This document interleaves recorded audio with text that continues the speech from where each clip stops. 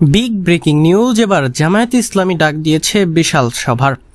ঠিক সেই সময় আসতে মারা গেলেন জামায়াতে ইসলামীর নেতা 6 জন। হ্যাঁ দর্শক, ঠিক এমনটি ঘটেছে সিলেট মহাসড়কে। বিস্তারিত জানতে ভিডিওটি না টেনে শেষ পর্যন্ত দেখুন।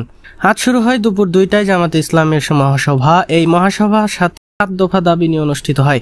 জামায়াতে ইসলামী সভাতে যোগ দিতে গিয়ে প্রাণহানি হয় সিলেট বিভাগের আমির ও তার সঙ্গীদের। হ্যাঁ দর্শক, ঠিক এমনটি ঘটেছে সিলেট মহাসড়কে। সিলেট বিভাগের আমির মহাসভাতে যোগ দিতে রওনা হন ঠিক সকাল 6টায়। ঠিক ওই মুহূর্তে আসার সময় ট্রাকের সাথে ধাক্কা লেগে প্রাণহানি হয় এই আমির সহ 6 জনের।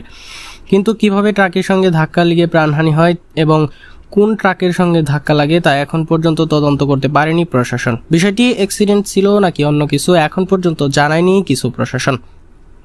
এদিকে আশেপাশের লোক জানান, গাড়িটি চলাকালীন একটি খুব দ্রুত গতিতে একটি ট্রাক এসে ধাক্কা লেগে দিয়ে চলে যায়। ঠিক তখনই প্রাণহানি হয় এই 6 জনের। তারপর থেকে আর দেখা যায়নি ওই ট্রাকটিকে। সো ভিউয়ার্স, আপনারাই বলুন, এটা কি সত্যি অ্যাক্সিডেন্ট ছিল নাকি অন্য কোনো ষড়যন্ত্রকারী এসে ধাক্কা দিয়ে চলে যায়? এই বিষয়ে আপনাদের মন্তব্যটি কমেন্টে লিখে জানান এবং রাজনীতির সকল আপডেট খবর পেতে